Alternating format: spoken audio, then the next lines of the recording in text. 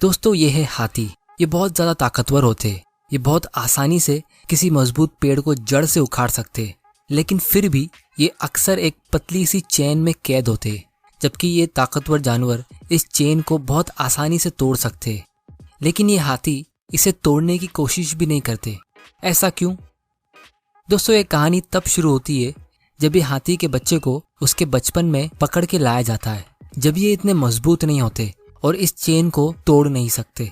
और जब शुरू में ये कैद होते तो ये इसे बहुत तोड़ने की कोशिश करते, लेकिन ये इसे नहीं तोड़ पाते। और फिर कुछ ही देर में ये छोटा सा हाथी इस बात को समझ लेता है कि ये इस चेन को नहीं तोड़ सकता। लेकिन फिर कुछ दिनों बाद एक ऐसी चीज होती है जिसकी वजह से ये हाथी जिंदगी भर इस चेन में लॉक्ड रहता है। वो ये कि ये हाथी दिल से एक्सेप्ट कर लेता है कि वो इस चेन को कभी तोड़ नहीं सकता।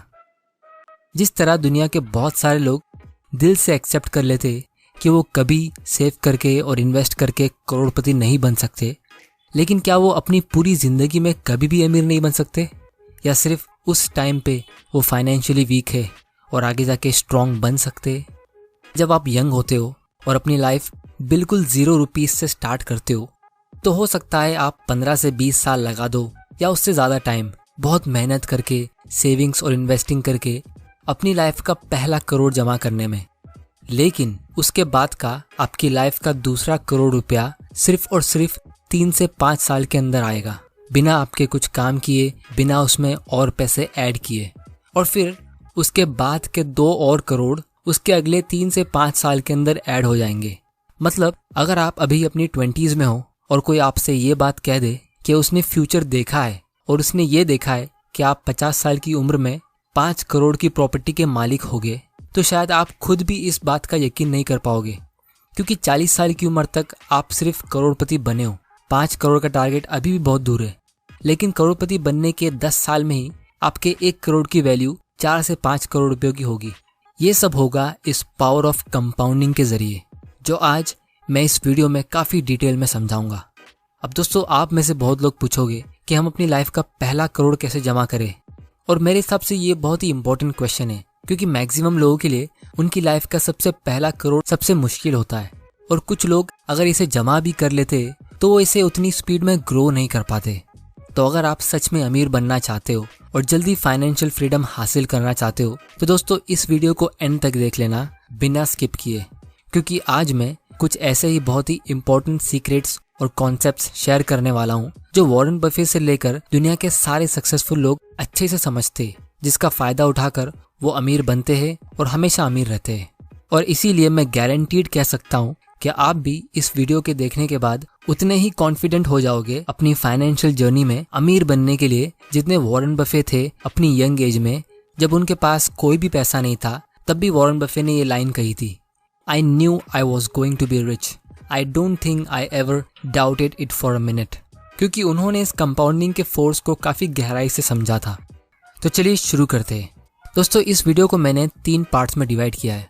सबसे पहले हम कंपाउंडिंग के फोर्स को एक छोटे से एग्जाम्पल से समझेंगे, और फिर मैं बताऊंगा कि कैसे ये फोर्स रियल लाइफ में स्टॉक मार्केट में अप्लाई होता है। फिर हम इसके कॉन्सेप्ट को काफ़ी डिटेल में समझेंगे, और फिर फाइनली हम इसके कंपोनेंट्स को और डिटेल में समझेंगे रियल लाइफ एग्जांपल्स के जरिए, जिससे आप एक्चुअली में अपनी लाइफ में अच्छे इन्वेस्टमेंट डिसीजंस ले सकते हो। तो चलिए सबसे पहले एक छोटे से एग्जांपल से हम इस कंपाउंडिंग के फोर्स को समझते हैं। दोस्तों मान लो आप एक कंपनी में इंटरव्यू देते हो और आप सिलेक्ट हो गए एक 3 साल के कॉन्ट्रैक्ट के लिए। अब आप एक्साइटेड हो अपने न्यू जॉब के लिए। कंपनी की HR आपके पास आती है सैलरी डिस्कस करने के लिए, और आपको 2 ऑप्शन देती है। सबसे पहला, आप 1 लाख रुपया पर मंथ की सैलरी ले सकते हो। दूसरा, आप 1 पैसा पर मंथ की सैलरी ले सकते हो। बस इसमें फर्क सिर्फ इतना है कि हर महीने आपको उसका डबल मिलता रहेगा। मतलब पहले महीने में आपको 1 पैसा मिलेगा, दूसरे महीने में 2 पैसा, फिर तीसरे महीने में 4 पैसा। तो आप कौन सा ऑप्शन चुनोगे? आप चाहो तो थोड़ा टाइम ले सकते हो ये वीडियो को पॉज करके। तो चलिए आंसर देखते हैं। अगर आपने पहला ऑप्शन चुना तो आपको टोटल 3 साल में 36 लाख रुपए मिलेंगे, जो बुरा नहीं है। लेकिन अगर आपने दूसरा ऑप्शन चुना होता तो आपको मिलते total 68 crore 71 lakh 94,000 rupees. Result आपके सामने है। क्योंकि मैंने कहा था आपको हर महीने डबल मिलेगा, तो इन सारे अमाउंट की वैल्यू होती है लगभग 68 करोड़। अब दोस्तों क्योंकि यहाँ पे पैसा डबल हो रहा है हर महीने, तो ये 100% का मंथली रिटर्न हुआ, जो रियलिटी में पॉसिबल नहीं है। लेकिन हमें इससे बहुत सारी चीजें सीखने मिलती है। सबसे पहली, अगर आप नोटिस करोगे तो ये 68 करोड़ में से आधी वैल्यू आपको लास्ट महीने में मिल रही है और पहले महीने में सिर्फ 1 पैसा। मतलब स्टार्ट में आपको कुछ फील होगा ही नहीं कि आपसे कुछ प्रोग्रेस हो रही है, और इसीलिए स्टार्टिंग में ही लोग गिव अप कर देते हैं। अब दोस्तों मैं एक रियल एग्जांपल बताता हूँ, जहाँ एक इंडियन ने सिर्फ 10,000 रुपये एक स्टॉक में इन्वेस्ट किए, जिसकी आज वैल्यू है ऑलमोस्ट 700 करोड़ की। 1980 में सतीश शाह नाम के एक ब्रोकर ने अपने क्लाइंट अनवर को एक स्टॉक खरीदने को कहा, जिसका नाम था विप्रो। अब ये कंपनी वो टाइम पे न्यू थी, तो अनवर ने इसमें 10,000 रुपये इन्वेस्ट किए और उसके बदले में उन्हें उसके 100 शेयर्स मिले। और फिर ये इन्वेस्टर ने इस स्टॉक को सिर्फ खरीदा, लेकिन कभी बेचा नहीं। और आप ये टेबल में देख सकते हो कि स्टॉक की वैल्यू के साथ नंबर ऑफ स्टॉक्स भी कंपाउंड हुए। कंपनी ने अगले ही साल एक पे एक बोनस शेयर्स इश्यू किया और अनवर के पास हो गए 200 शेयर्स, और उसके 4 साल बाद वापिस से बोनस शेयर्स। और इसी तरह आप देख सकते हो अनवर के पास लगभग 2.5 करोड़ शेयर्स है इस कंपनी के, जबकि रियलिटी में उसने सिर्फ 100 शेयर्स खरीदे थे। और आज हर एक शेयर की मार्केट वैल्यू है लगभग 350 रुपये, जिसके हिसाब से ये इन्वेस्टमेंट की वैल्यू हुई 700 करोड़। दोस्तों ये है magic of compounding stock market में। अब क्या आप गैस कर सकते हो कि ये 10,000 रुपये का इन्वेस्टमेंट जो 700 करोड़ में ग्रो हुआ है, ये कितने % के रेट से ग्रो हुआ होगा? दोस्तों ये सिर्फ 41% के रेट से ग्रो हुआ है, यानी 41% CAGR, जितना इंडिया की कोई भी क्रेडिट कार्ड कंपनी चार्ज करती है। इसीलिए जब यंगस्टर्स इस क्रेडिट कार्ड के जाल में फंसते तो उन्हें उसका इंटरेस्ट पेमेंट करना बहुत भारी पड़ता है, क्योंकि लोग कंपाउंडिंग को समझ नहीं पाते और वो उसके खिलाफ जाते हैं। पिछले साल विप्रो ने सिर्फ 1 रुपया पर शेयर का डिविडेंड पे किया, जो होता है सिर्फ 0.37% का डिविडेंड यील्ड। लेकिन ये इन्वेस्टर को 2.5 करोड़ का डिविडेंड मिला सिर्फ 1 साल में। और दोस्तों हम इस 700 करोड़ की वैल्यू में इन 40 सालों का डिविडेंड्स काउंट भी नहीं कर रहे, जो इस इन्वेस्टर ने अपने खर्च में लिया होगा। अब दोस्तों नो डाउट ये भी एक रेयर एग्जाम्पल है, क्योंकि 40% मार्केट में लॉन्ग टर्म कमाना इतना आसान नहीं है। लेकिन मैं आपको इस एग्जाम्पल से सिर्फ ये कंपाउंडिंग का पावर बताने की कोशिश कर रहा हूँ कि आपको कंपाउंडिंग के जरिए अमीर बनने के लिए हर साल 100 या 200% रिटर्न लाने की जरूरत नहीं है। आपको सिर्फ एक अच्छा रिटर्न चाहिए, वो भी लॉन्ग टर्म के लिए। जैसे अगर आप 15-16% का भी रिटर्न ला सकते हो, तो आप 15 से 20 साल के अंदर आसानी से फाइनेंशियली फ्री हो सकते हो। लेकिन अगर हम उस 15% को थोड़ा सा कम कर दे, यानी 10 या 12%, तो उससे बहुत ज्यादा फर्क पड़ता है। ये सब हम थोड़ी देर में डिटेल में समझने वाले हैं। दोस्तों ये कंपाउंडिंग इतना पावरफुल क्यों है? चलिए अब एक दूसरे एग्जाम्पल से हम कंपाउंडिंग के कॉन्सेप्ट को थोड़ा डिटेल में समझते हैं। मान लो आपके और आपके फ्रेंड ने 1-1 लाख रुपए का इन्वेस्टमेंट किया ऐसी जगह पे जहां आपको हर साल 15% का रिटर्न मिलता है। तो ईयर एंड में आप दोनों को 15,000 रुपए का रिटर्न मिलेगा। एक तरफ आपके फ्रेंड ने इस 15,000 रुपए के रिटर्न को विड्रॉ करके खर्च कर दिए, लेकिन आपने इसे इन्वेस्टेड रखा और विड्रॉ नहीं किया, तो अगले साल आप दोनों को वापिस 15% का रिटर्न मिलेगा और आपका फ्रेंड उसके 15,000 के प्रॉफिट को वापिस विड्रॉ कर देता है।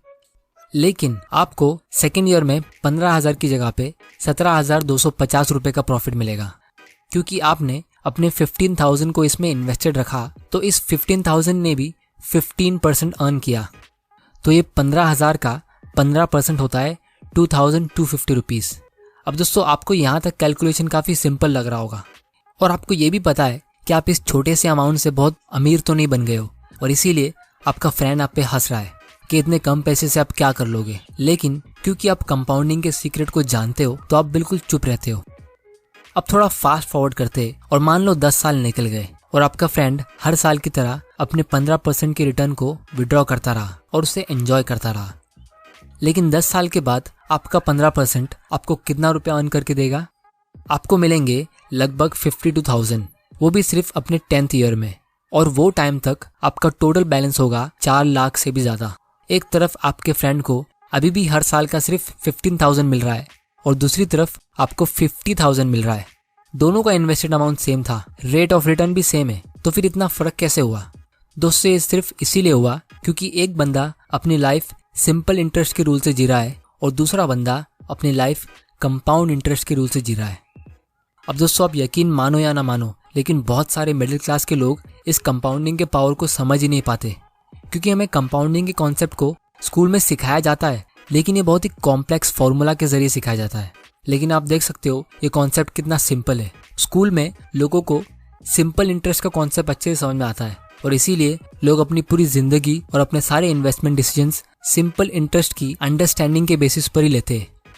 और दोस्तों, इसका अगर मैं रियल एग्जांपल दूं तो जब भी लोगों को स्टॉक मार्केट में थोड़ा सा प्रॉफिट मिलता है, जैसे अगर आप 1 लाख रुपए इन्वेस्ट करते हो और उसकी मार्केट वैल्यू 15% से बढ़ जाती है और आपका 15,000 का प्रॉफिट होता है, तो लोग अक्सर उस छोटे से प्रॉफिट को बेचकर और उस एक्स्ट्रा पैसे को फ्री मनी समझ के एंजॉय करते हैं। फिर लोग वापस उस 1 लाख को कहीं और इन्वेस्ट करेंगे, नए स्टॉक के टिप्स ढूंढेंगे और फिर जैसे ही उनको छोटा सा प्रॉफिट मिलेगा तो उसको वापस से बुक करके एंजॉय करेंगे। मतलब स्टॉक तो कंपाउंड हो रहे, लेकिन लोगों को उससे अपनी वेल्थ को कंपाउंड होने देना नहीं है। दोस्तों, ये एक साइकोलॉजिकल बायस होता है जिसके बारे में मैं एक अलग ही वीडियो में डिस्कस करूंगा। इसीलिए दोस्तों, कंपाउंडिंग को अच्छे से समझने के लिए हमें इसके 2 इंपॉर्टेंट कंपोनेंट्स को समझना बहुत ज़रूरी है और यही इस वीडियो का सबसे इम्पॉर्टेंट पार्ट है। सबसे पहला है रेट ऑफ कंपाउंडिंग और दूसरा है टाइम। चलिए अब हम एक दूसरे एग्जाम्पल से इस रेट ऑफ कंपाउंडिंग के पावर को थोड़ा डिटेल में समझते हैं और ये भी बहुत लोगों के लिए बहुत शॉकिंग होगा। मान लो 2 फ्रेंड्स है, रॉकी और सनी। दोनों 25 साल के, दोनों के पास 10 लाख रुपए सेव्ड है।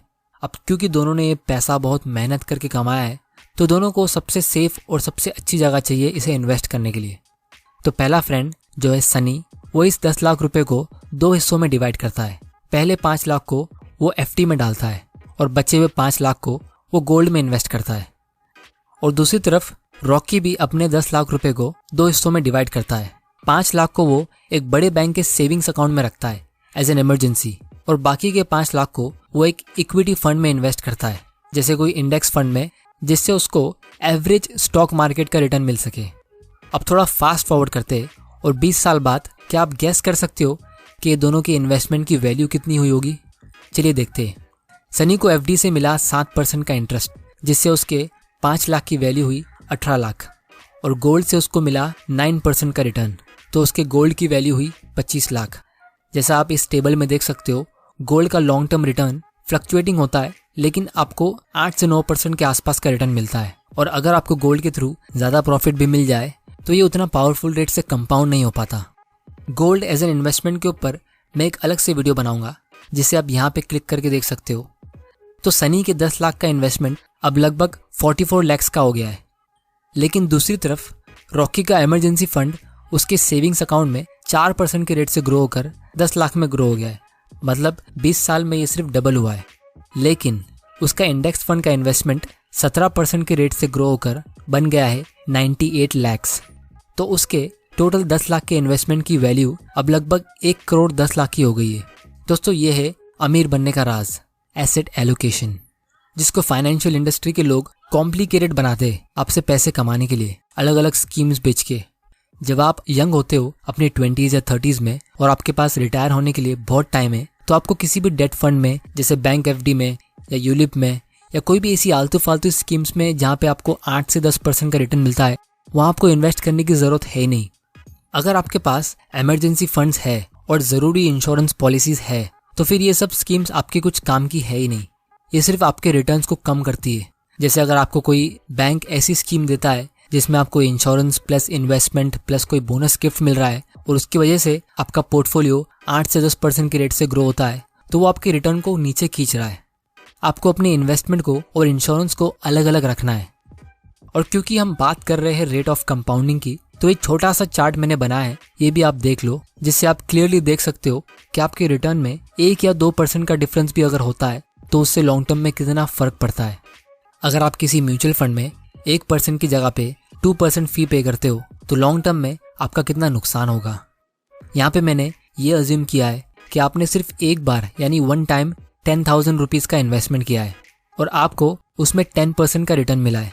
तो अगर आप पूरा 10% अर्न करते हो बिना कोई एक्स्ट्रा फीस के, जैसे स्टॉक मार्केट में आपने कोई स्टॉक में इन्वेस्ट किया तो आपको उसमें कोई फीस को पे नहीं करना पड़ा, तो 20 साल में 10,000 रुपीज़ ग्रो होकर 67,000 बनेगा।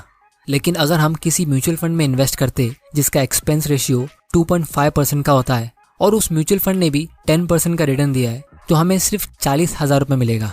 बोलने को तो सिर्फ 2.5% है, लेकिन एक्चुअली में ये ऑलमोस्ट 40% प्रॉफिट आपका खा गई।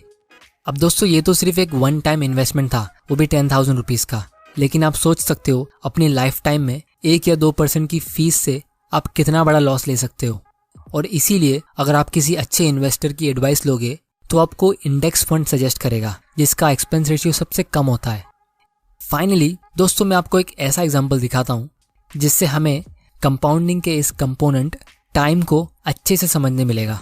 हम वही 2 फ्रेंड्स रॉकी और सनी का एग्जाम्पल लेते। दोनों हर महीने 20,000 रुपये का इन्वेस्टमेंट करते। अब क्योंकि इन दोनों को जल्दी रिटायरमेंट लेना है तो दोनों अपने 40th बर्थडे से पहले रिटायर होना चाहते हैं।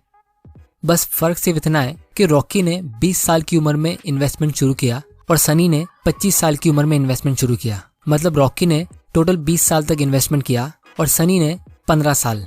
तो इन दोनों में सिर्फ 5 साल का डिफरेंस है। बाकी सब चीज़ें सेम है, जैसे इन्वेस्टेड अमाउंट और रेट ऑफ रिटर्न। अब आप यहाँ पे देख सकते हो रॉकी का उसकी पूरी लाइफ में टोटल इन्वेस्टमेंट होता है 48 लाख का और सनी का टोटल इन्वेस्टमेंट होता है 36 लाख का। और यहाँ पे हम दोनों का 14% का रिटर्न ले रहे हैं। तो रिटायरमेंट के टाइम पे दोनों ने अपनी 40 साल की एज में कितना अर्न किया होगा, यानी रिटायर होने से पहले इनकी वेल्थ कितनी हुई होगी। रॉकी के इन्वेस्टमेंट की वैल्यू है लगभग 2.3 करोड़ और सनी के इन्वेस्टमेंट की वैल्यू होती है 1.1 करोड़। दोनों ने लंबे टाइम के लिए इन्वेस्टमेंट किया, एक ने 15 साल और दूसरे ने 20 साल। लेकिन आप डिफरेंस देख सकते हो, सिर्फ 5 साल के डीले का लॉस। रॉकी के पास सनी के मुकाबले डबल पैसा होगा, क्योंकि ये रेट से आपका पैसा हर 5 साल में डबल हो रहा है। तो अगर सनी को रॉकी की जितना पैसा चाहिए तो उसे 5 साल और इन्वेस्टेड रहना पड़ेगा, लेकिन तब तक रॉकी के पास उसका डबल पैसा होगा और इसी तरह रॉकी सनी से हमेशा आगे रहेगा। तो दोस्तों ये था पावर ऑफ कंपाउंडिंग। लेकिन रियलिटी में लोग करते क्या है, लोग इसके अगेंस्ट जाते और एक लोन लेते। आने वाले वीडियो में मैं ये डिस्कस करूंगा कि कैसे आप जब कंपाउंडिंग के खिलाफ जाते हो, जैसे लोन लेके, तो आप कितना बड़ा लॉस लेते हो। और इसीलिए एल्बर्ट आइंस्टाइन ने कहा था कि कंपाउंडिंग दुनिया का 8th वंडर है। जो इसे समझेगा वो इसे अपने फायदे के लिए यूज करेगा और जो नहीं समझेगा वो इसे पे करेगा। तो दोस्तों अगर आप जॉब करते हो और बिजनेस स्टार्ट नहीं कर सकते तो ये कोई बुरी बात नहीं है। लोग कहते हैं कि आप सिर्फ और सिर्फ बिजनेस करके अमीर बन सकते हो और ये एक हद तक सच है। लेकिन हम बहुत लकी है क्योंकि हम हिस्ट्री के सबसे बेस्ट टाइम में जी रहे हैं। आप अपनी सेविंग से एग्जिस्टिंग बिजनेसेस को खरीद सकते हो और उन सक्सेसफुल कंपनीज के ओनर बन सकते हो और इस कंपाउंडिंग के पावर को यूज कर सकते हो।